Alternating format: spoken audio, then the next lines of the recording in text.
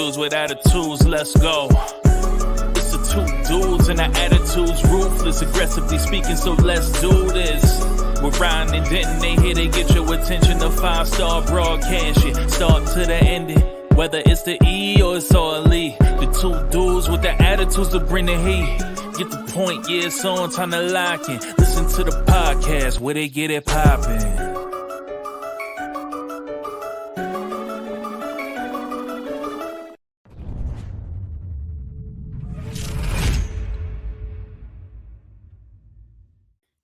It's Two Dudes with Attitudes, a wrestling podcast with Ryan Enjoys Wrestling and the Heartbreak Dude Denton. And this is our AEW edition. AEW, fight forever. Boom, boom, boom, boom, boom. Don't play the game. Boom, boom, boom, boom, boom. Gosh, I'm still mad about that. On a whole different subject. I only own Switch because I'm a diehard. That's why I like WWE still. Yeah. Wrestling. Nintendo for life. I own every Nintendo console. I've never owned an Xbox or a PlayStation. WWE refuses, and Madden refuse to put games on the Switch. All I had was AEW Fight Forever, and holy crap, what a way. You know that you have to basically pay for the game, and then if you want characters such as old Tony Storm or regular Swerve Strickland, if you just want anybody, you have to pay almost, I think, another $80 total to just get characters that you don't even want. It is the stupidest. I don't know what the hell they were thinking. The gameplay's fun, but why am I going to play it when I don't even have any of the characters? And I'm not going to pay another $80 to get people I don't care about. Like, they didn't even have the acclaimed on there. Like, they didn't have, like, what are you thinking? I don't know. I get the idea where you don't have to buy the game every year. So that way you buy the updated rosters, which Madden should take a hint from, should play off of that, because that's all Madden is. It's the same game every year, but just updated rosters. So I feel like it's all about money, though. That's why they don't do it. That's why. No, but AEW, like, but if you're gonna do the season pass thing where you buy the characters, have the most up to date characters on there. Like, well, I want black and white Tony Storm. I don't want Tony Storm when she was in the Outcasts, and I want to see Mercedes Moné, and I don't want Jungle Boy Jack Perry. I want Scapegoat Jack Perry. So heck yeah, that's what. I agree. And that would make the game perfect. All the characters should have already been on the game. Add-ons are just new people. I fully 100% agree. Adam Copeland should 100% be the next character that they add. Not Brood Edge, not Judgment Day Edge. I don't want that. I want Adam Copeland in AEW. But I agree. But we got a jam freaking packed. We have 6 hours that I didn't even know about. You had to remind me that there was 6 hours. We have a Collision and Rampage and a Dynamite and Rampage, but we also have a lot of Tony Khan news. Really quick before you get to the news, just the history of it's all this news is from his neck injury that he occurred on the last Dynamite. So this is what's going on in the future. So I'll let Ryan, our main producer man, take it over. What's going on in the news? Last Wednesday, I don't have the date in front of me, but the Wednesday before, Tony Khan took a bump, his first bump ever on television, by the Young Bucks and Jack Perry. And the next day was the NFL draft. In the NFL draft, Tony Khan was there wearing a neck brace. And he was actually getting AEW a lot of notoriety. People were talking about it. The NFL Network did a article on their website about Tony Khan and his bump and his neck injury and what happened. And they were promoting AEW. It was actually as awful as I thought that segment was, just in terms of the acting and the believability of it, not so much the story or the segment, but just the acting but it was actually a cool thing. Like, it was the talk of the NFL draft. Why is Tony Khan in a neck brace? And so that Friday before round 2 of the NFL draft, Tony Khan was doing doing media rounds, and he did an interview on the NFL Network where he talked about the neck brace and he talked about what he does in AEW, and everything was great up until he made one little comment where he compared the WWE to Harvey Weinstein, sexual predator, serial rapist, convicted felon, Harvey Weinstein. Wait, what did you say? What is he? He convicted felon. Convicted, not Yeah. not alleged, correct? No, What is he? Convicted. Oh, And convicted. I know Okay, he got one thank of his convinctions overturned, but he's still okay, but convicted. yeah, Yeah, he's still convicted, yes. and he's gonna spend the rest of his life in prison.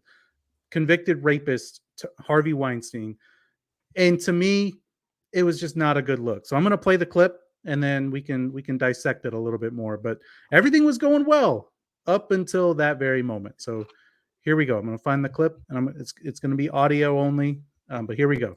You know, AEW, we've been doing this for 5 years.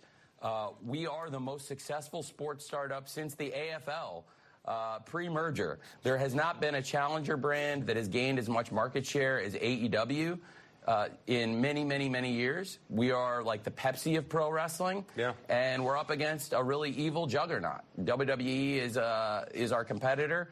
That's who we're facing. AEW, like the Pepsi of pro wrestling. WWE's like the Harvey Weinstein of pro wrestling.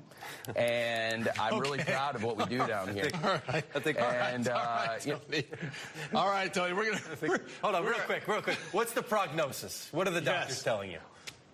Well, you know, to be honest, I think you're going to have to tune in to AEW to find out what they have to say. There we Silly go. me. You find out on TNT and TBS what my prognosis is and what's going to happen to me. I'll tell you what, save all that stuff. Just tell us who you're taking tonight. We'll take that Yes. here. How about that?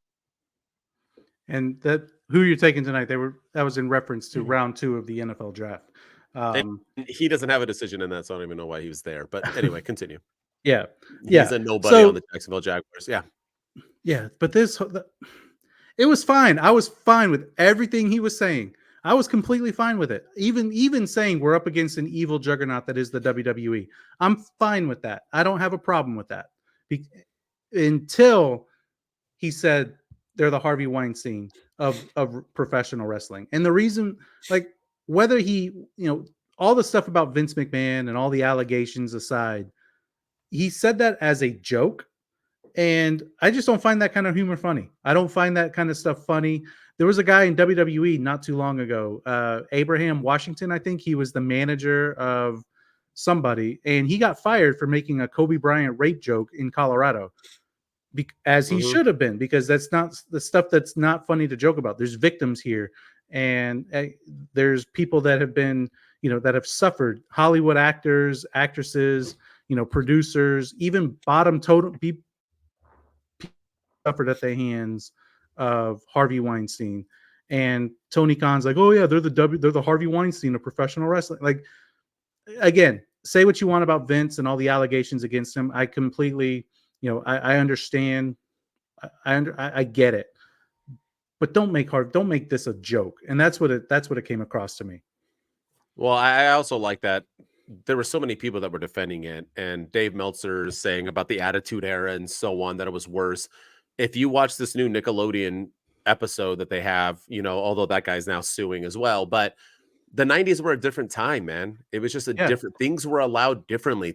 We're in 2024. We've evolved, and jokes like that don't have meaning in the context that he did it in. It's not like he's a stand-up comedian. He made a joke and people can ooh and ah and move on. This was on the NFL Network. I have a few problems with it. One, Harvey Weinstein not only did all the awful things he did it for like 30 plus years, I believe, and legit ruined multiple, if not 10s, to 20s, to 30s of different people's, females' lives. Like, ruined they have never recovered from the horrific acts that this man did. Now, if they didn't comply, he threatened their, like, if 100%, like, ruin their career. And stars today who are still around, like, just the things that this man did. And you're gonna throw that shot out, joke or not, towards Vince McMahon, who is alleged, and currently it's only one female, correct? It's not a ton. So basically he's going off of Vince McMahon's a dirty old gross man who's probably been doing this, right? So you're assuming there's one case, so now I'm going to run with it. Vince just came out and basically said all this shit is false. I couldn't have been a trafficking women when she lived with her husband, came on her own accord, came to visit me at my place. There's proof. He's claiming that he's never ever forced her to do any of this. No jobs were threatened. No. So here's the thing, right? Am I defending Vince McMahon? No. Absolutely not. But alleged and convicted are two different things entirely. And anybody can be alleged. You could be alleged. I could be. Anyone can say words. Do you not remember the witch trials? Anyone can call somebody a witch. Of That course, doesn't mean yeah. that it's true. Now, am I saying this woman's lying? No, not at all. I'm not saying that. But also, if you're going to side with the woman, off of why can't you side with Vince? And I'm not saying either one. So what I'm saying is that there is a difference between Vince and Harvey. And then saying the WWE as a whole, That's also where I have a problem too. and I saw a bunch of people saying, well, dude, read the lawsuit. WWE is involved. Of course, you freaking idiots. It was happening. He was an employee for the WWE. He was the CEO, whatever he was. So yes, the company is going to be, but they're not saying that everybody in the WWE no, he was an employee of this job. So of course he's going to, everything about it was awful. Here, one more thing. The thing that really pissed me off about it all is that I do want AEW to survive. I really, really, really, really do. This man had an opportunity on the NFL Network to talk to people who have no idea what AEW is. Most people have we discussed off record that pro wrestling fans are like basically extinct now. People laugh at pro wrestling fans. When people hear that I do a podcast about pro wrestling, they make fun of me. My friends do. They're like, what a loser. Cool podcast, bro. Like, you know what I mean? He had a chance to talk to people who probably don't watch the product to say, hey, have you heard of WWE? They're great, aren't they? We're better. We have a product where we do pure wrestling. Fast, we're an alternative to WWE. And if you were a fan back in the days as a kid and now you've gotten turned off because you're bored of it and you think it's stale, tune in on Wednesdays. Come watch Dynamite. AEW is the show for you. We're the show for everybody, wrestling fans, non-wrestling fans. Come tune in for the best night you can have in a 2-hour blah, blah, blah, and promote the shit out of it. Instead, he called the WWE an evil juggernaut. You said you were okay with it. Why the hell is WWE an evil juggernaut? What the hell have they really? These hardcore fans, they've been trying to bring. No, they freaking haven't. And also, they're the fastest ever new company since the. Why are you just You know who does that? Trump. I hate people who just say things because people aren't going to reference it. And that's a politician. I freaking hate that shit. And the fact that Tony Khan is acting like it, I'm telling you, man. I get that AEW will survive as long as Tony Khan has money. I don't buy that. Losing money is losing money. I feel like Tony Khan needs to be freaking dropped out for AEW to survive. I truly do. I think that's the answer for this company. I really do. And like he started it because he didn't. He just funded it.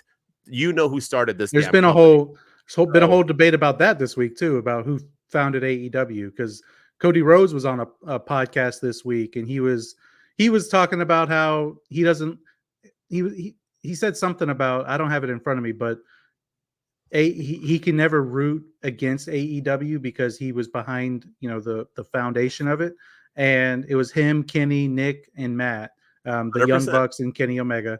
But then he was like, but then you go and use my wife's name in press conferences, and you go and use my name in press conferences, and it makes it really hard. And I get where he's coming from, but at the same time, I'm also like, I haven't heard anybody say Brandy Rhodes' name in a press conference. I haven't heard anybody.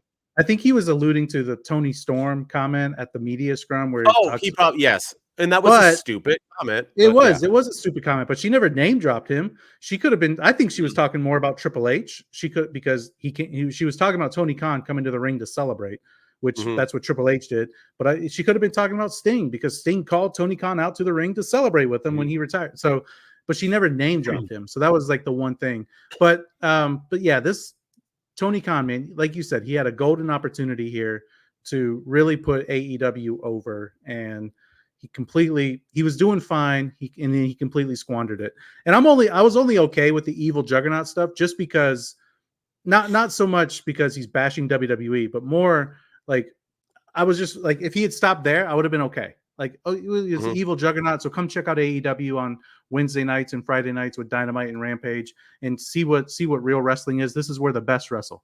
Fine, completely fine. But then he goes and uses the Harvey Weinstein stuff, and To me, that's just and then using Pepsi as a comparison, which is that a shot at one CM Punk because he has the Pepsi tattoo on his, who wrestles for WWE. Like just all these little things that he did just is completely asinine and it makes no sense. I agree. I agree fully. Well said. Well said. And then last thing, and then we'll move on. But how do you think that makes like Adam Copeland feel, who came from the WWE, and he does interviews where he's like, I love it at the WWE. So if the WWE is Harvey Weinstein and Adam Copeland says, hey, I love WWE, are you saying that Adam Copeland loves Harvey Weinstein? Like just little Adam Cole came from WWE. Like all these guys came from WWE. Half their roster. Yeah. And they all had They're probably champion. They all had probably positive. Yeah. They all, majority of them, Bryan Danielson, like one of their creative members now or whatever. He's like the head of the discipline committee. He says who also talks highly. Yep. Yeah. He says nothing but he took out an ad in the New York Times. So does he support Harvey Weinstein because he loves WWE? Like just think before you speak, man. Like that's the one thing. Just think before you speak. Once again, he is a teenage child who loved the Attitude Era, who dreamed of running his own 100%. organization to be like the Attitude Era, but he has $1 billion. He's everyone on X. He's us, of course, who would love to just be able to start a wrestling company, but he had $1 billion, so he was able to. He's not that man. He needs to stop. He needs to just write a check, collect money, hopefully one day, because he ain't collecting anything close to money. He's only losing. Hires. I don't know why you can't just, like me, I would hire bookers. It's still my project. It's still my toy. And we'll get into the fact that now he's starting to become an on-air person. We'll get into that soon because I have a bigger problem with that than I do anything he does. But it's just, and you brought up Edge. I think with Adam Copeland too, why the hell did Tony Khan have Adam Copeland do a rah-rah speech about how tribalism is stupid? You know that the only reason why there is tribalism is because of Tony Khan. You want to know why the only reason there is tribalism still going on is because all the stupid people who treat Tony Khan like a cult and all these AEW hardcore boys who are acting like it's like, oh, Tony Khan, we support you. That's why there's tribalism. That's why people record how long wrestling is. That's why people call the WWE a TV show with wrestlers. That's why this stupid shit is happening. Tribalism. It's fucking stupid. Anyone 100%. Who thinks that AEW is the only thing and anyone who thinks that WWE is the only thing are idiots and stop watching wrestling. Get out of my face with it. Yeah, it was never this bad when TNA was trying to compete with WWE. Even when TNA moved Impact to Monday nights to go against Monday Night Raw, the tribalism was never this bad as it is with AEW in the picture. It's Tony Khan, the end. And Tony Khan, you want to be a big boy? Is this where the big boys play? The best wrestlers? He, for one, stop stealing everything from WCW and then crapping on Eric Bischoff. You can't keep stealing what he does and then crap on him for it. 100%. Where the big boys play, we're the best wrestle. You stop. Yeah. Dynamite, Nitro, stop. TNT, stop. You literally are just trying to live through the Eric Collision Bischoff. Logo is the Nitro logo. 100%. And your shit. You want to do something, bruv? You want to do something? Go on Mondays. If you want a war, go on Mondays. If not, shut up. Shut up. Yeah. Or go on Mondays. Shut up. The end. I'm over Tony Khan. But I still love AEW. So let's get into 100%. It. You ready? Yeah. Let's get into the weekend review. You want to know what? Just like I hated Vince McMahon, but I love WWE. Just like I hate Dana White, but I love the UFC. It's possible to do that, people. It's possible. So AEW hardcore fans, if you really want AEW to survive, start hating Tony Khan. That you'll win. You'll feel better about yourself. All right, let's get into it. You ready? AEW Collision and Rampage review, and let's go. Collision, we'll start off with Swerve is out for a talk, and he's upset about TK being beat up. I'm sure he wasn't told to say that, and he wants to continue his open challenge. Claudio accepts, and we'll get that match later on tonight. Tony Khan will work remotely. We'll get into that later on. Bullet Club Gold defeat Top Flight and Andretti, because when you are a trios champion, that's the only team you're allowed to face. Ray Phoenix is back, I guess, and he defeats a beast. Orange Cassidy is scared of what Taylor and Beretta are going to do later on tonight. Roosh wins a match. Why is he back? Talk about not selling. Oh, gosh, I hate that guy. Serena Deeb is re-explaining that she wants Toni Storm because no one heard what the hell she said on Dynamite. Toni Storm defeats Anna Jay in a pretty sexy match. The Yeah, Acclaim defeat there was the wrestling. I didn't notice. They I had a was too match. busy- I was too busy doing other things. The Acclaim defeat the grizzled young veterans because why not, right? I mean, just put them right back in the schism. And in the main event, Swerve Strickland defeats Claudio. Rampage, Trent Beretta defeats Chuck Taylor in a bloody parking lot brawl. After the match, Beretta takes a wrench and breaks a window. Breaks Chuck's leg. Thunder Rosa defeats Deonna Purrazzo, and after the match, Purrazzo whoops her tush. The Undisputed Kingdom want TK to stay neck strong. Funny line. Big Bill wins a match to impress Chris Jericho, and in the main event that nobody wanted, Shibata and Garcia defeat Shane Taylor Promotions, and that's the Collision Rampage review. What you got? A lot happened. I actually didn't hate this, to be honest with you. No, I thought it was. I almost liked all of it. Yeah, So- I think they should do this live Rampage stuff a little bit more often. Yeah, I'm over Rampage being alone. Yeah, it's working, man. They're flowing seamlessly into each other, and they're the stories are carrying over, which is something we always ask for. So I'm digging this, but you kind of you alluded to it. I want to talk the grizzled young veterans real quick, and then we can move into Swerve and whatever else. But there was a lot of chatter on X about the grizzled young veterans coming in and losing their first match to the Acclaimed. And I actually have no problem with it. And the reason why is because they're not, according to the dirt sheets, now this is all dirt sheet fodder, but they haven't signed with AEW. And so for me, that's kind of the equivalent of an old timer, the part-time WWE guy coming in and winning the belt off of somebody who's been there year round. The Acclaimed have been there. And I think that them winning made sense.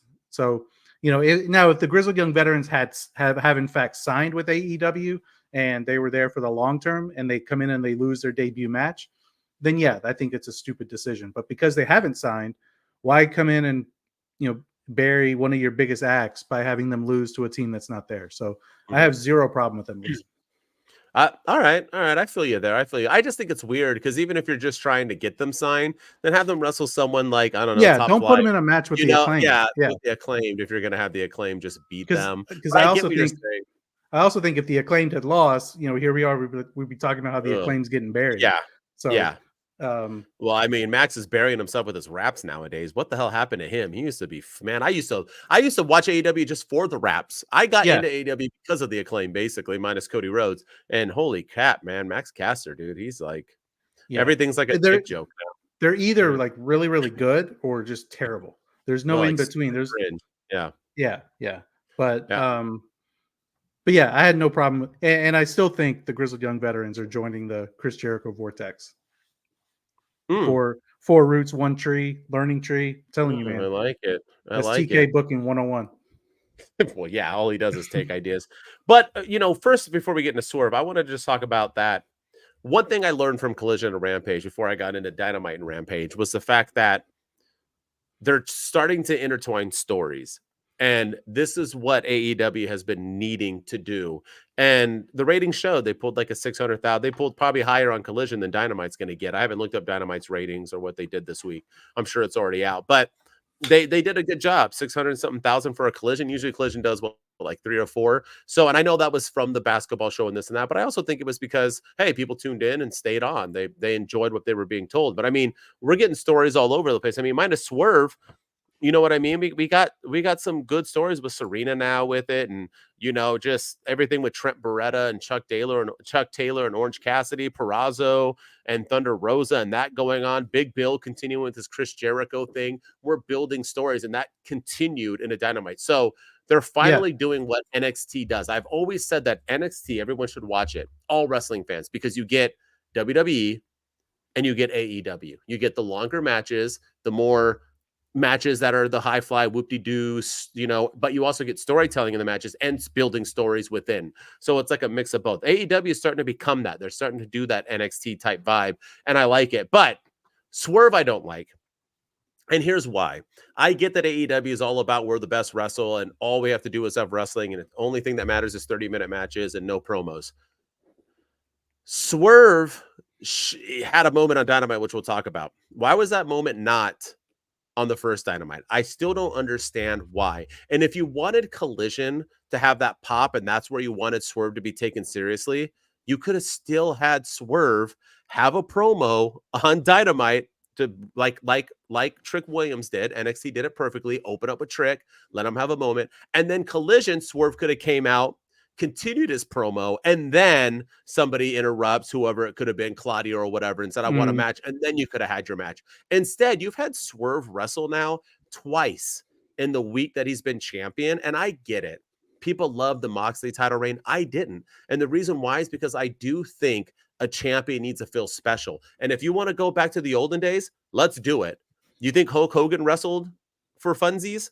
Hell to the no. Roman sure still didn't. Yeah. No, but everyone craps on Roman. Yeah. So I'm talking about, like, let's go back, and AEW fans want to talk about how AEW is wrestling. Okay, so let's go back before AEW was before Tony Khan was even a sperm cell. Hulk Hogan was wrestling when it needed. Pay-per-views only, sometimes just WrestleManias, and then a Saturday night's main event when it was a special.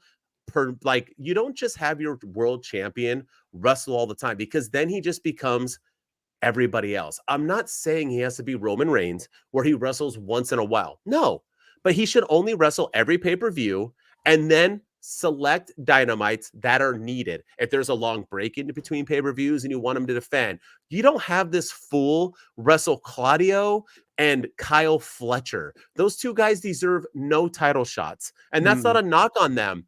End story, they're not there. Why the fudge are you having your first ever Black world champion, Swerve, who's money, by the way, wrestle these two dudes in their What a flipping joke. But I got to say, Swerve is the best champion in the world right now of all of wrestling. You want to know why?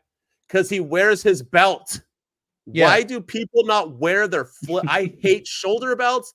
I hate holding it like Cody, but that's what Ric Flair did. I don't give a shit. Wear your belt. I love that Swerve is wearing his belt. Wear your freaking belt. I like that UFC fighters. There was a time where UFC fighters like what was his name? I forgot, but he wore his belt nonstop. Shower, during sex. He never took his freaking UFC belt off. That's what I'm saying, man. Be proud you're the champ. Wear that shit to dinner on a Thursday night. Wear that damn belt. But go ahead. You let me know if I'm wrong or not with Swerve. I think you're 100% spot on. And I think this is another example of, I think Tony Khan listens to the critics, and I think he listens to what happens in the WWE, because what have people been saying about Cody Rhodes? Oh my gosh, why is he cutting another promo? 3 weeks in a row, promo. We need to get Cody Rhodes in the ring again. Blah, blah, blah, blah, blah. They're like, oh, his championship reign's already stale because he's not doing anything. So I think Tony Khan saw that and is like, okay, fine. I'll give you a champion that wrestles, and it doesn't make Kyle Fletcher and Claudio. That I don't know that to be true, but I think that's my theory. At least I can see him reading the dirt sheets, reading all the comments on X, and saying, you know what, I'll give him a fighting champion. I'll give him a champion they can be proud of. And he puts out Swerve with no story, no build, no anything. So and let's continue that into Dynamite once we get there. But I have a follow-up with that, because what you're saying and everything else, and if it worked or not. Because on Dynamite, I have a response to that. Can we get into TK before we move on to Dynamite? Yeah, let's go for it. I just wanted to say, because you just brought up a great point, and this is why. Your point of TK reading the internet. That's why he had a neck brace on. The entire internet said if Tony Khan does not show up 100%. with a neck brace, it's okay. But here's my problem with it. I might be I haven't seen anyone else say this. Maybe they have, and I haven't seen it. But I actually have a problem with Tony Khan showing up at the Jaguars in a neck brace. And here's why. I think he should have sold that injury more. When you want the severity of these guys being those guys, right? That the Young Bucks and Jack Perry are so vicious and so hellacious that they're going to put it to their boss, to only have him 3 days later, the next day, just with a neck brace on. He's dancing right before Collision and Dynamite, or one of them. He's like dancing with it. He's working remotely. What the fudge? If you're going to copy Nitro.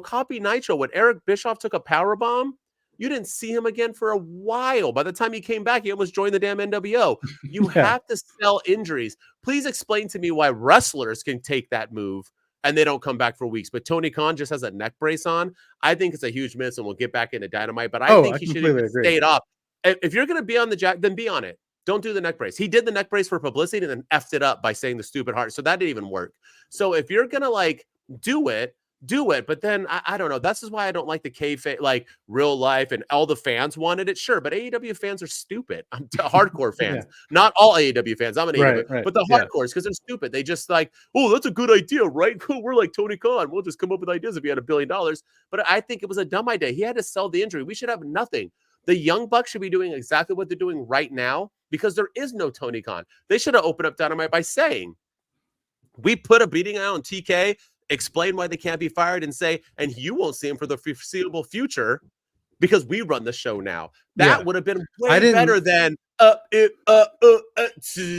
like stupid. I mean, I don't know if you want to get into that. I didn't like the whole, Tony Schiavone on Collision giving the update that he's having to work remotely. Like, I didn't care for that at all. Don't give us enough. Just say, we're still waiting for word on the severity of Tony Khan's injury.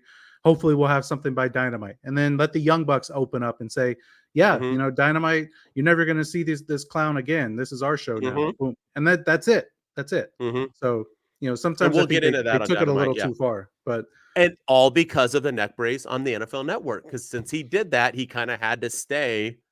And he was already in character, so we had to continue it. And I think that's a miss. I think it would have been more impactful. I'm not saying it's like a miss. I'm just saying it would have been better.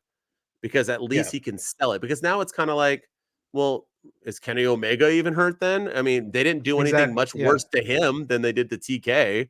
So, you know what I mean? I don't know. All right, you ready to get a Dynamite? And then we'll go more into it. It was a solid 3 hours on Saturday. Rampage was good. I like that Shrimp Beretta match. The parking lot was really good. So, let's get into Dynamite. I like Purrazzo and Thunder, and I like Purrazzo whooping her ass afterwards too. I like when you lose and then you whoop the ass. And I like Big Bill. I like Big Bill putting it in and then pulling that dude up too. Like, I ain't finished with this dude, Jericho. I liked like I said, this week of AEW definitely won the week, and we'll get into that later. But overall, won the week against WWE because that draft was whack. All right, you ready? Let's get into Dynamite and Rampage Part 2. All right, Dynamite show opens with Tony Khan, and he's cut off by the Young Bucks, who can't be fired, and they will run the show without TK, and they will run the show with TK away. Swerve out for a promo, and he's still defending Tony Khan for some reason. Out comes Christian Cage. We'll get into that, won't we? For the beatdown, he tells Swerve that he will be a great dad to his daughter, and Kill Switch rips off some of Swerve's hair. Swerve versus Christian at Double or Nothing. Adam Copeland defeats Buddy Matthews in a 30-minute match. What the fuck? After the match, Black appears, and then the lights go out, and him and Buddy are gone. They're hanging out with Rhea Ripley. Samoa Joe defeats Isaiah Cassidy for some reason. Sky Blue wants a TBS title shot on Rampage. Orange Cassidy out for a promo, and when he sees Trent Beretta, it's on sight. Out comes Beretta, and Cassidy charges at him, but he is controlled by Don Callis, and they leave together. What the fuck? All right, let's keep going. The Young Bucks are done for the night, and it's time for Jack Perry, baby. He says he did what he did to TK for AEW. I agree. Thank you, Jack Perry. Thank you. At least you're somebody only hope. Gets it. In honor of tomorrow for May the 4th. Yeah. Help me, Jack Perry. You're our only hope. Whew, I thought I loved him before, but damn, thank you. All right, Chris Jericho defeats Shibata with the help from Big Bill in another stupid spot that match. Chris Statlander apologizes to Willow, and Statlander and Stokely are banned from ringside, or Willow loses the title tonight against Sky Blue. Claudio defeats Brian Cage, who's super underrated. Rocky Romero isn't taking sides. Serena Deeb defeats Mariah May, and Deeb gets her title shot at Double or Nothing. Kyle O'Reilly has Adam Copeland's back. Why is Kyle O'Reilly on TV? Kenny Omega out for a promo. He talks about almost dying and cuts probably one of the best promos he's ever cut. Emotional as shit, which AEW always does really well. And then out comes the Elite. They put him in a beatdown. FTR out to make the save, and Kenny Omega is stretchered out to close the show. Rampage opens with Elite attacking FTR and Kenny Omega backstage. They literally push Kenny Omega off the stretcher. Jay White defeats Dante Martin and has like 7 belts now. And hopefully you can explain that to me. Deonna Purrazzo is sick of the lack of respect she gets. She wants more of Thunder Rosa. Some dudes do. Big Bill is part of the learning tree now. Swerve Strickland is ready for Christian, and he won't be alone again. Kyle O'Reilly defeats Rocky Romero. Soraya and Harley aren't happy about Mariah May losing or something, and I don't know. So now we're getting Harley and Tony Storm. I didn't know everyone. I'm very lost, but they're going to wrestle at Dynamite. And in the main event, Willow Nightingale defeats Sky Blue to retain her TBS title, and I'm out of breath. There you go. You ready? Let's talk about it. That was a lot. Holy Nikes.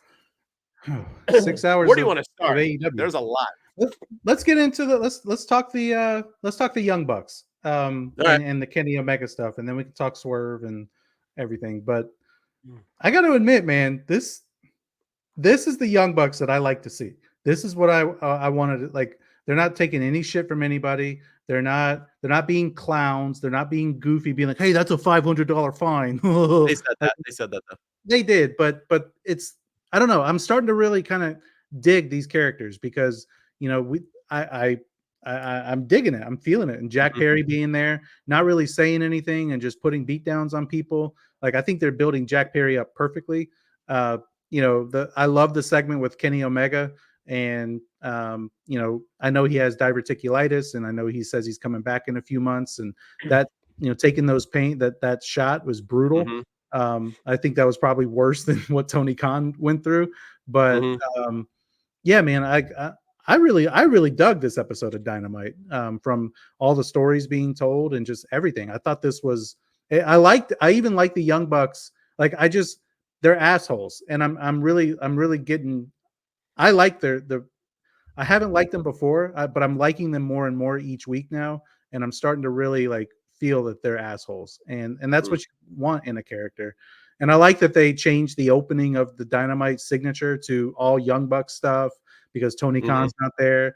And you know, I really thought that the whole Young Bucks Kenny Omega thing was cool.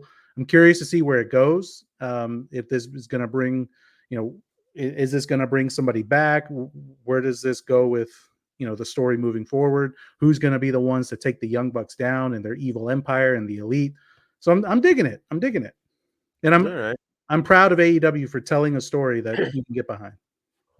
So I don't want to sound like this again, where I'm like, they do things right, but yet it's still not there. Because I did feel like this Dynamite episode still wasn't great. Well, we'll get into that. I don't want to get into my favorite show of the week, but I don't know. Just something just did. I don't know if I am such a Young Bucks fan, and I don't like them still. I thought the beginning was, I think they come off as corny. I'm digging Jack Perry. I'm digging Okada. I'm digging everything but them. And I just feel like we're back to a rinse and repeat with AEW. Whenever I feel like they're doing a new wave in these 5 years, it's always back to the Elite. It always goes back to the Young Bucks. Like, the Young Bucks always have to be the main attraction of AEW.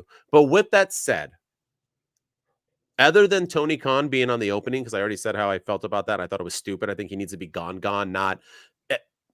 Here's my plus. Well, here's my downfalls with this. Obviously, it's going to end with Tony Khan either wrestling, getting in the ring. No, please. Is it not? It has to. They're hinting at it, and I don't want that. And this is why I think I'm still iffy about all this, because I just feel like that's where we're going. And also, I just feel like last week, everybody was saying that it was like an NWO vibe, that they were taking from the NWO. And I was like, no, they're not. I don't get it.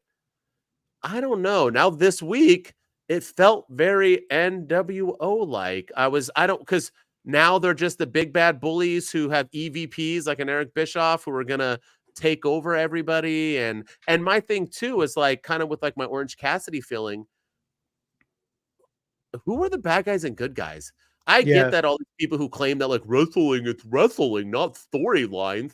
You still need good guys and bad guys. That's always been wrestling. Yeah, you heard my impression. That's how they sound. Wrestling has been good versus evil. The Young Bucks got cheered when they cut off Tony Khan. The Young Bucks got cheered when they came out. Now, they didn't get cheered when they beat up Kenny Omega, but that's because Kenny Omega's loved. So they got booed there. But who are they going to beat up next week? We're done with the EVPs. We're done with Tony Khan. So who are they beating up now moving forward. I didn't like that they were hitting at Swerve Strickland and that they called him out, and that so why is Swerve even involving himself with them? Like what? Why once again do we have multiple like we're champions too? Like I wasn't buying into it, but with all that's all the negatives, but the goods. I like that. I like what they're doing. I like that they are building a story. I like that I am curious on if Tony Khan's going to come around, who Omega's going to assemble when he comes back to defeat them, who's going to step in. Is it going to be a John Moxley? Is it going to be a returning MJF who might side with the man he once hated? There's so many angles to go here. Really liking it. Other than that, this is actually making Okada a star. This is actually making scapegoat Jack Perry a star. He cut a promo in the backstage with Renee Paquette that was freaking marvelous. The best he's done when he made that comment about, yeah, I did it I'm still for AEW. That's why I did what I did. Mic drop, walk out. The beat down afterwards. He spit on Kenny Omega while he's sitting there. It just feels right. I just feel like the only people who aren't thriving are the Young Bucks. And I feel like my whole life I've been supporting them when everybody's already shat on the Young Bucks other than AEW hardcores. And I've always been like, I don't get it. Now I get it. I'm kind of like, are they just a cool, high-flying Shawn Michaels super kick team and that's all they got? Or because I don't see any charisma in them. Now you're saying you do, and to each its own. I might be lost. Yeah. I don't know. I just feel like they're like Jack Perry feels evil. He feels like that too. Maybe because his dad was a great actor and so he has it. But the Bucks just don't. They just come off as they're trying. Yeah, I can see that. Yeah, guys. And they're not. Just like a certain TikToker we always talk about who try to be a bad guy now. Like when you're not really a bad guy, don't try to be a bad guy. Just be you. And I feel like they're trying to like, we're the Young Bucks and we're evil. Like, I don't know. I am liking it. Yeah, I see that. And I think this was the first week where I really, because before, even when they were feuding with Sting and they were doing the EVP stuff, like I loved when they beat down Sting and his family and had the bloody suits and everything. That was great. Yeah. That was great. And then the next week they cut a campy promo that was like, okay, this is kind of whack. And then they came out on an episode of Dynamite and they were like fining, oh, Darius Martin, you showed up 10 minutes late, $500 fine. That was like, that's when they were really cringe. But when like, for some reason, this particular episode, I felt it. I was like, these guys, they're playing their roles well. Like they're being the assholes and they're the evil empire in AEW. And I don't know. I dug it. I thought this was the first time where I was really kind of getting behind the Young Bucks, because before I was kind of like, I was like, this is stupid. Why are they doing this? This is dumb. Or they would have like a good week and then a bad week and then a good week and then a bad week. But this week, this was one of their good weeks, in my opinion. All right. Well, really quick before you get on to Swerve, I do like what you said. I think that's how I feel. Their promos are missing for me, which you said they're not now, but they were. Their actions is what's hitting for me. Every time they do a beat down, every time they do a takeover, I'm feeling it.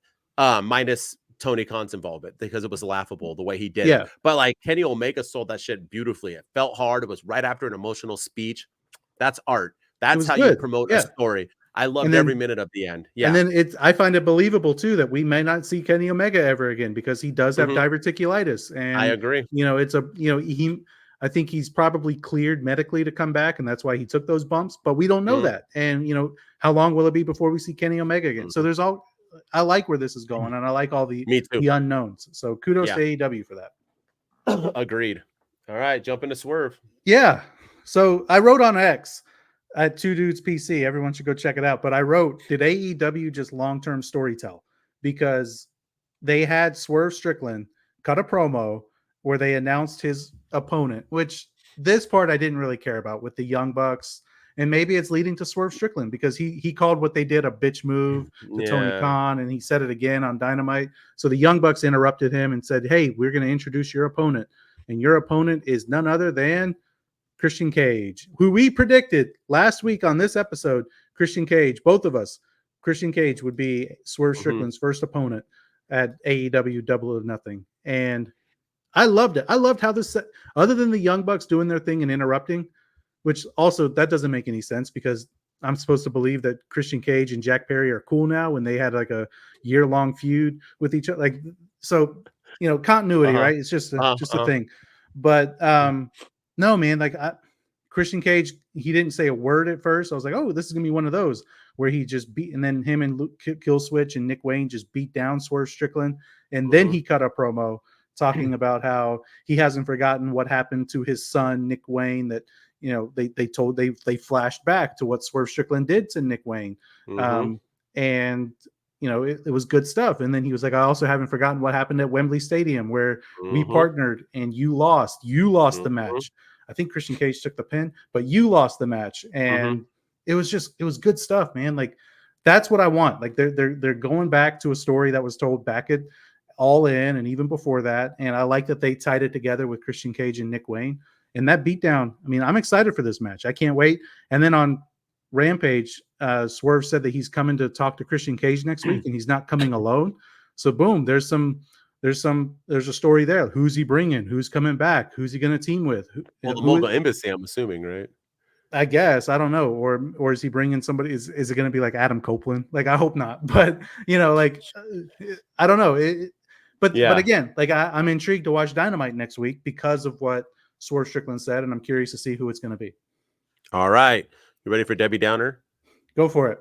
All right, so I agree with you again. Once again, this is like how I feel about AEW. I don't know why. Maybe I'm just a pain in the ass. I loved it all. For one, you didn't mention, which I'm surprised.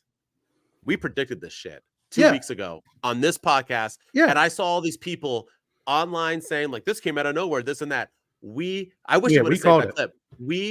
I can put it up. Post that clip. Actually, post that clip on TikTok. We predicted this shit. And I'm almost 100% sure, unless I thought it, in that clip, I said they have a history. The past, and they can bring it up. It makes sense. We called that shit on Tuesday. We sure did. So boom. I love it. I think it only makes sense. But here's my miss. Are you ready? Everything was good. Hopefully he brings Brian Cage, who, what the hell? I complain about Wardlow not being used. Brian Cage is better than that dude. Is freaking phenomenal. Why is he not being used on this man is a flippin' star. He's like a Wardlow Ivar. He is like insane. But nonetheless, and then you had him lose to Claudio. That's what I'm saying. Like, it's just so, but he's so damn talented. But anyway, let me ask you this. Christian Cage comes out, right? Beats him down instantly. Beats him down. How was the crowd reaction during that beatdown? They seemed pretty silent. Yeah, they were quiet. Silent. Then one person said something, and Christian Cage got on the mic. Who's ever gotten on the mic during a beatdown? Nobody. Stop the beatdown to then try to hype the crowd up by saying, you don't interrupt me when I'm saying what I have to say. And then the crowd still was silent. So this is my miss with it. Everybody who was defending the fact that Swerve was wrestling a whole bunch of times and this and that, I think it took away from him as the champion. And I think that crowd reaction was a perfect example of it. Why was Swerve is so over? Christian is the biggest heel in the business today, including Dominic Mysterio. Why the fudge was that crowd not booing the shit out of that place? They were on their hands because they gave no shits about it. That was the problem. And I think that has to do with the fact that's how Swerve has been utilized since became the champ. He's just another dude. Oh, he's getting beat up? All right. Maybe he'll wrestle Kyle O'Reilly next week. Nobody cares. And that's not on Swerve and Christian, because everything they did was perfect. Everything done was perfect. Taking his braid out was perfect. All of it was perfect. It's because I think of the way they've been pushing him. I could be wrong, but maybe you can say the crowd was off all night, but I didn't think so. I think that is why. I think people are like, meh. He's had a meh run. People turn on you, man. Yeah. I mean, I could see that. The crowd was surprisingly quiet, and I took it as they're in Canada and they don't want to boo their own in Christian Cage. All right. But they don't want to cheer for what's going on but at the same time, and also, has AEW really come out and said that, Swerve Strickland is a babyface? Because he's done heel tactics before. So it's one of those two where, is he a babyface? There is no good or bad in AEW. That's what I'm saying. I know. Because he literally broke into Adam Page's house and put a shirt on his newborn child. And like the crowd was like, yeah, and then, but Adam Page is the heel in that feud. Like that. I don't understand. So Mhm. I think it's but also they were in Canada. Maybe they didn't want to boo their own, but it was surprisingly quiet for what they were doing. Mhm.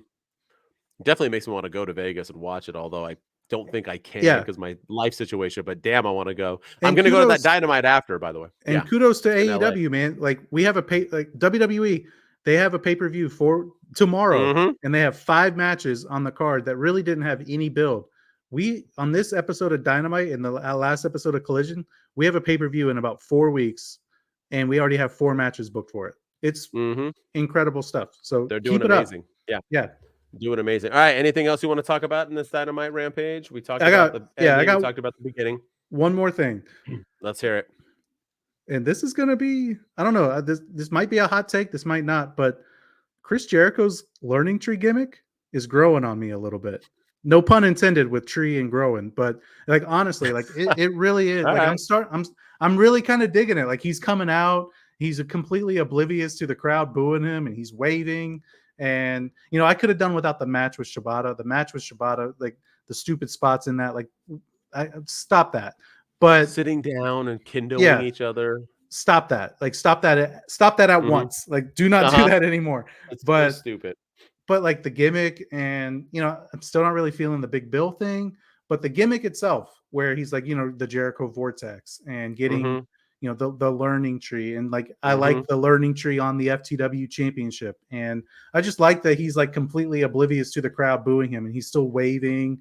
He's wearing trunks now. He's just like Smiling. Yeah. he's smiling a lot, like he thinks he's a baby. Like I'm Mhm. kind of digging it. It's starting to grow on me a little bit. So I want to see where it goes. I said he needed to take a hiatus, but here's the one thing with Chris Jericho, right? That mofo can make anything work. So I agree with you. He is Yeah, making it work. I'm still I not fully invested in it, but he is making it work. I have some, Yeah. there's some question marks, like Big Bill, like I said, and the match with Shibata, stupid, but Mhm. the character itself, and this could be like the biggest comeback in AEW history, because Chris Jericho was like despised by so many people, but if he makes Everyone. Yeah. this gimmick work, and Mhm. like the crowd falls in love with him again, I think, I mean, we're talking about a huge comeback here for Chris Jericho at the age of 59, 60,000 years old, whatever he is. Yeah. But 100, I think. Yeah. but that He's gimmick is growing on me a little bit, so I want to see where it goes. all right. One last thing before our segment. Orange Cassidy, Don Callis. But huh? So if Trent Beretta's a bad guy by attacking Orange Cassidy and beating up Chuck Taylor, why would Orange Cassidy leave with Don Callis? Wouldn't Trent Beretta Yeah, leave with Don? and Does Tony Khan know what a heel and a babyface are? Good guy, bad. What? Huh? yeah, If Orange Cassidy comes out now with Don Callis, who might? Huh? yeah, Don, that whole thing, like okay, so AEW did a good job with going back and telling us about Swerve Strickland and Christian mhm. Cage and their storytelling. Chris Statlander came out to like break them up, and I had to I was like, why is she out here to stop this? Like, what does she have to do with this? And then she was on Rampage last week before the parking lot brawl, and she was like, they're ready. And I had to Mhm. Google Chris Statlander, and apparently she was part of the Best Friends for a long time, and I had no idea. Oh, like many years ago. Okay. Yeah, Okay. before she tore her ACL and had to miss that year before she came back and beat Jade Mhm. Cargill for the TBS championship. But even that was weird to me, because she's been on TV with Willow and Stokely Mhm. Hathaway and the lizard on her shoulder, but no, Remember that? she's made no mention of having any affiliation with Orange and Trent Beretta until now. So that was weird to me. But yeah, the Don Callis thing, and I know he's probably looking for a replacement for Mhm. Powerhouse Hobbs, who suffered apparently he's a legit knee injury. We didn't talk about this in the news, but he has a legit knee injury from Yeah, that match with sucks, man. Moxley, and he has to have surgery. So, hopefully prayers out for quick recovery for Powerhouse. But yeah, this segment, I mean, I don't get it. And why haven't they wrestled?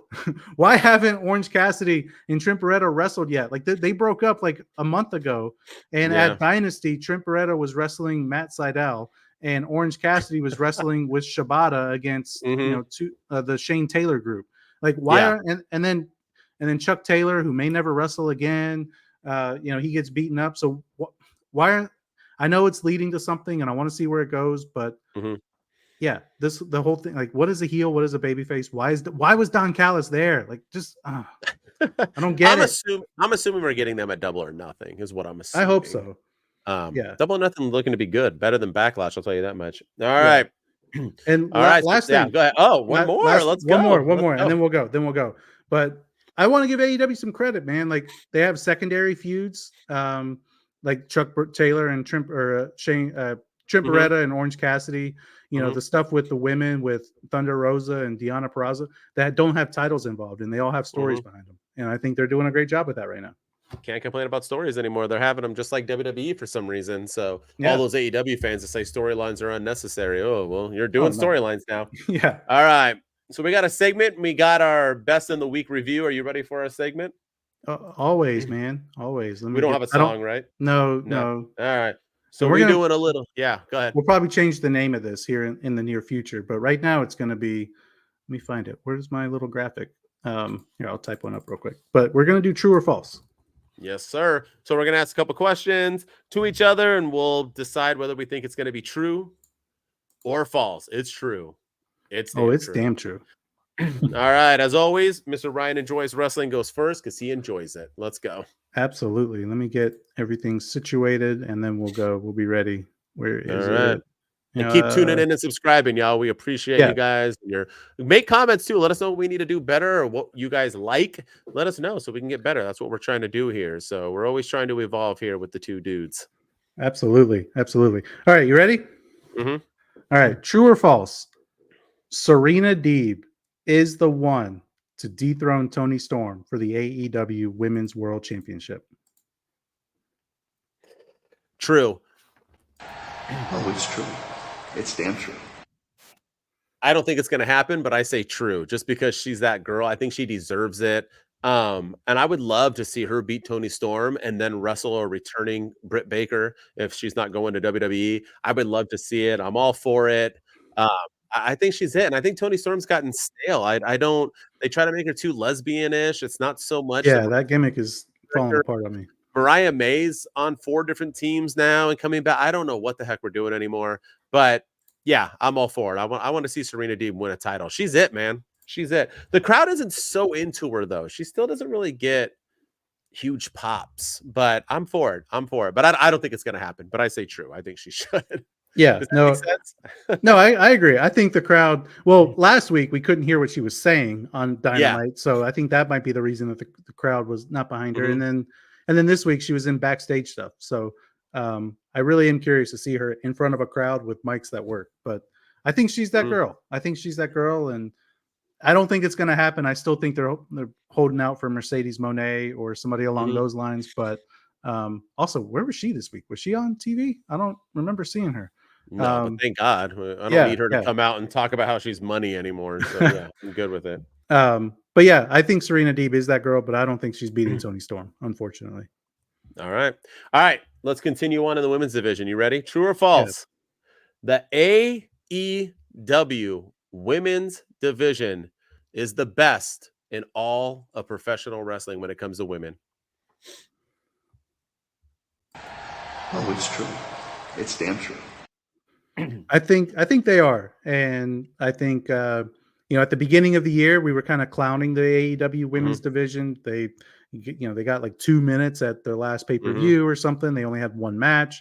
Now, I mean, they're main eventing Rampages. Willow Nightingale is looking like a star. Julia Hart was a star. You have secondary feuds with Thunder Rosa and Deonna Purrazzo right now. You have Toni Storm involved in multiple stories with Serena Deeb, and then you have Saraya coming up the ranks for some reason to come after her with Mariah May. There's still the potential return of Britt Baker. Mercedes Moné is out there, getting a title shot without having wrestled. So there's all kinds of I think the women's division in AEW right now is completely thriving. And I think that's probably one of their strengths. And I like that they're main eventing shows and they're really showcasing the women on a weekly basis. I love that you said that they weren't at the beginning because that just shows that you can literally turn something around by putting in effort. And Tony Khan, as much as I dog him, has put in effort with the women, and I love it. I'm all for it. I love female wrestling. Women's wrestling is just as good, if not sometimes better than men's wrestling. And I love to see it. I love that I don't go longer than a match without seeing a female appear on our screen. They're always involved in somewhat. If they're not wrestling, there's promos in between. We got pregnancy angles, we got feuds, we got factions, we got champions, we got new champions, we got main events, just everything. You know what the funny part is? The only bad thing in the AEW women's division right now is their highest paid star, and that's Mercedes Moné. Yeah. Every time she's on the screen, I want to poke my eyes out.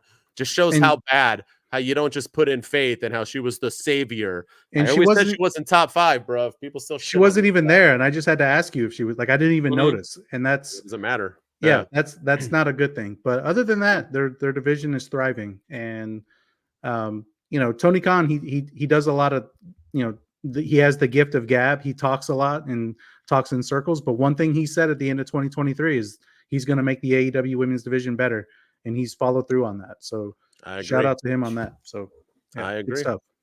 All right, what's your last one for me? What do you got for me? Which one do I want to give you? I got a couple of good ones here. All right, here we go. True or false?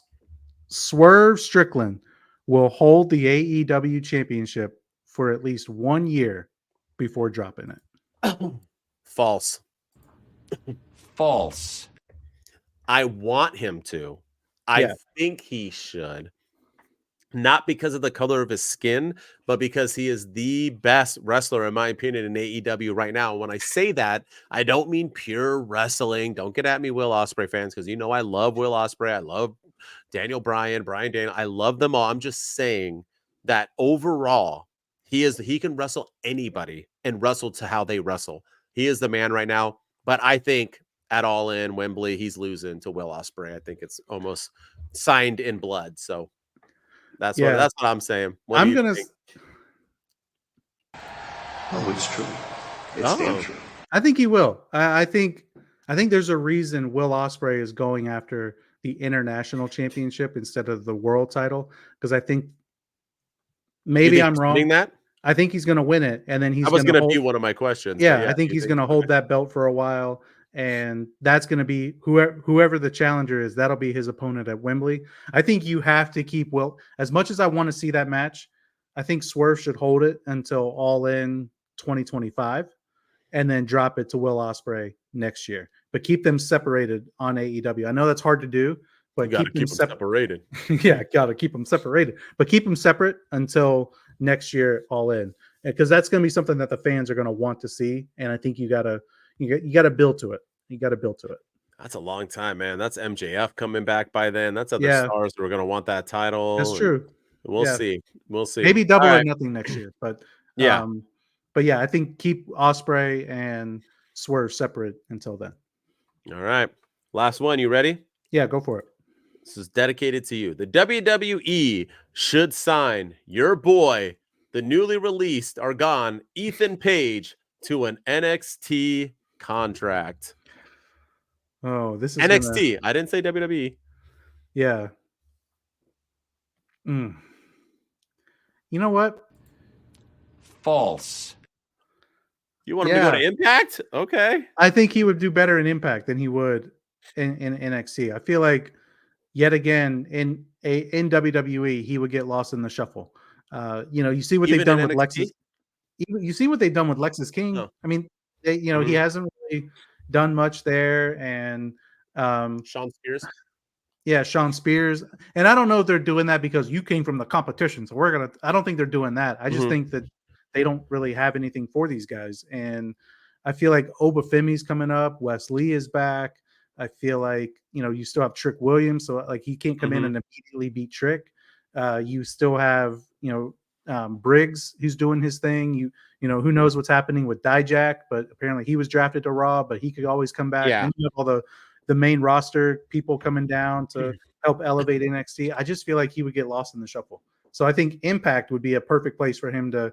Impact likes to tell stories. Impact likes to build characters, and I think he should go there for a couple of months, maybe 6 months to a year, and then go to NXT. And I think that would help him significantly.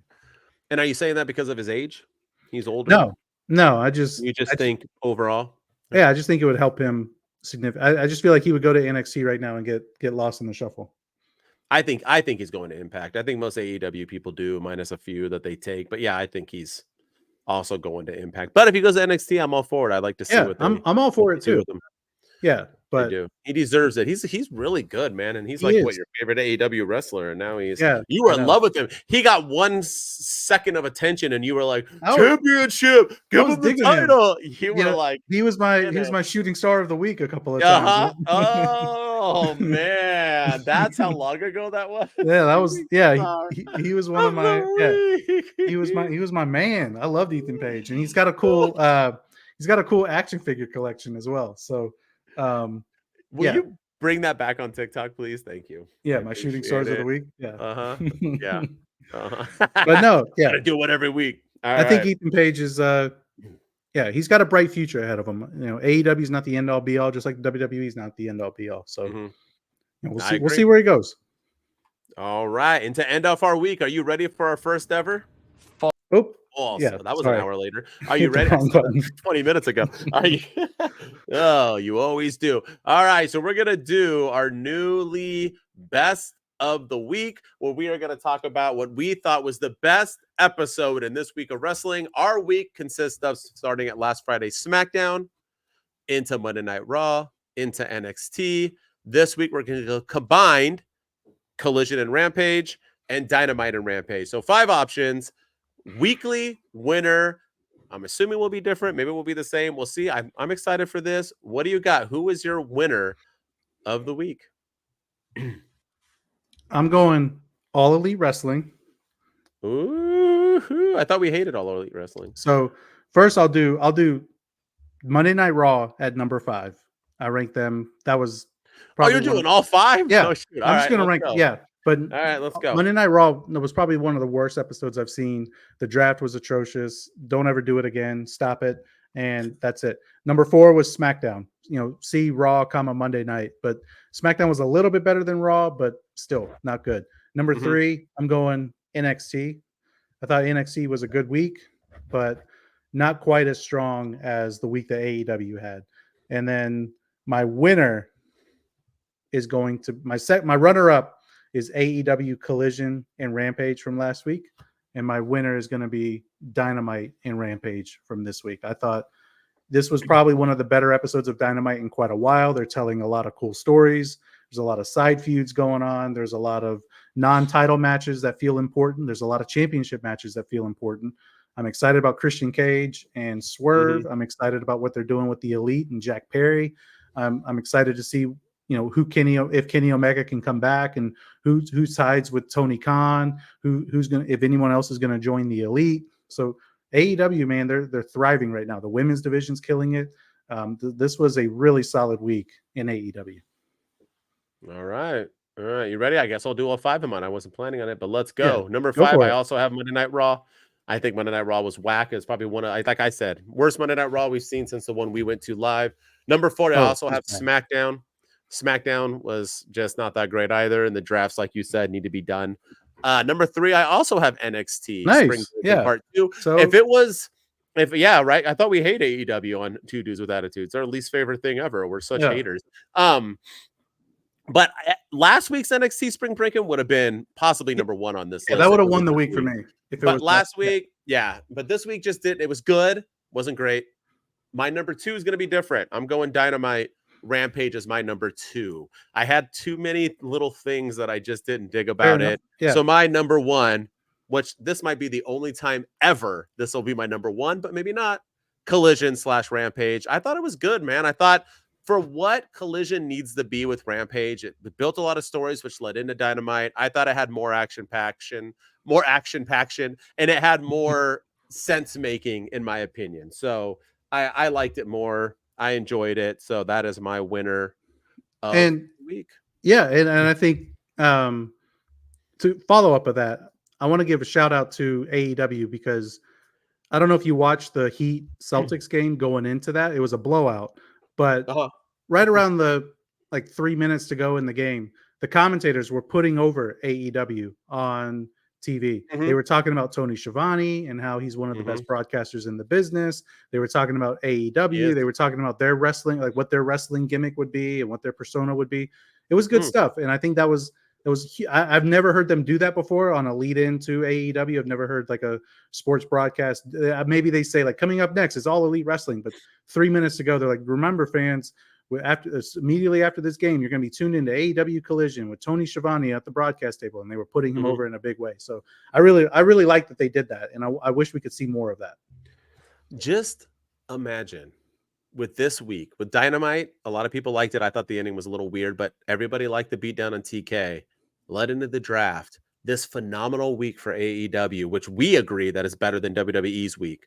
Yeah, 100%. Just imagine if Tony Khan would have promoted Dynamite and hyped it up instead of being a freaking 4-year-old child and calling the Harvey Weinstein. Just imagine the publicity and the hype right now. Just imagine. Did you ever find the rating for AEW Dynamite? They had 703. You had me. There you go. They were up 3% from last week's 683,000 viewers. Okay. Yeah. If they're ever under 1 million, to me is a loss every single time. I'll give them 900,000 if they start hitting it, but everything other than that, and this, just imagine. Yeah. You think people would have tuned in. I'm just saying, what a stupid decision. So, yeah.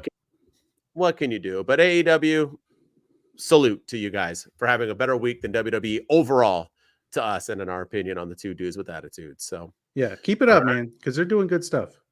They are finally telling stories, man. I'm intrigued. Like I said, there was misses to it, but I'm intrigued. What's going to happen? Where are we going with it? What's next week going to bring? Who are they beating up next week? So I'm very excited.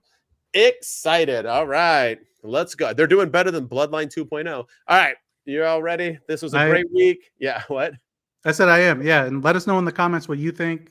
Please. You know, where was are we your right? weekly winner? Yeah. Where are we right? Where are we wrong? What was your winner? I agree. All right. Keep tuning in. Next week, we have a Backlash to talk about. Tune into that tomorrow, Saturday, like at 10 a.m. or something, or 11 a.m., 9 a.m. I don't know. It's on at some point. I mean, whatever. But we're going to start our new ranking system, which we're going to get into pretty soon when we rank matches for every pay-per-view and every PLE that AEW and W are going to have. And maybe soon TNA. I'm going to start watching TNA. I recorded it from yesterday. I'm going to start jumping in on it. Maybe we can add Impact. You believe in Joe Hendry yet? Yeah. No, my God. I heard the song. I'm like, I get it, but I don't know. Yeah. I got to listen to it more, I guess. But like when you put that song up against like Swerve and stuff, I don't get the hype. I think Swerve song it's climbing up. Better. It's climbing up the ranks, man. It's outranking Taylor Swift and beat the Bayhive. So, but he's also like spending every second of his life. Like I don't even know who that guy is, and he's popping up on everything of mine. So hyping it up, and so when you do that, of course it's gonna happen. But props to him. I'm not dogging him at all, man. You do you. This is wrestling. You got to get big somehow. So I'm excited to see him actually, and I'm excited to hear that song more to see if I truly like it as much as everybody else is loving it. But I'm still into the Swerve. I still like this.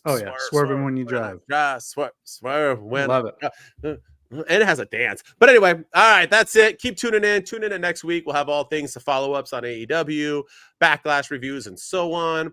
If you like what I say, just me alone, because our man Ryan will talk about us. But HBD Denton, follow me on all social medias and everything else. I like to do top fives. So go on and shit on everything I say over there like everybody else does. I'll take, bro. Excited about it. I'll take, bro. Do you even watch wrestling? You got to be a moron if you put LOD on there. I'm like, you got to be a moron if you think LOD should be on there. If you're going to put anybody on there, it's the Road Warriors, you freaking idiot. LOD was not that great. How are you not going to have A-Train in your in your ruthless aggression pick? Come on, man. I like that. Oh man, so good. He had a WrestleMania match with The Undertaker. Well, I just put out my top 5 European champions, a belt that I think they should bring back, and I've always thought they should. So you never should have got rid of it. That out there. No, they shouldn't have. That was like my favorite belt, especially when like Kurt Angle had both of them on with the IC belt. Oh, it was great stuff. D'Lo Brown did it, and they were the Euro Continental champions, and it's just good shit. Shawn Michaels was walking around with that bad boy like it was his own property. He made the X with that in the World Championship. It's just good stuff. But anyway, if you like it, tune in.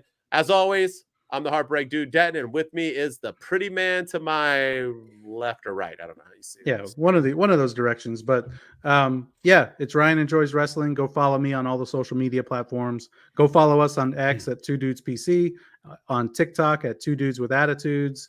Keep subscribing to the YouTube channel. We're blowing up, and this is going to be our year. And then if you're listening to us on Apple or Spotify, thank you for all the love and support. We appreciate it. And leave us a 5-star rating and review. And yeah, I say week in and week out, 2024, man, it's our year. We're blowing up on YouTube. Now we're going to probably get a website going here soon and all kinds of stuff. So this is just the beginning. So, this is our year, man. Two dudes with attitudes, let's go. It's the two dudes and our attitudes, ruthless, aggressively speaking, so let's do this.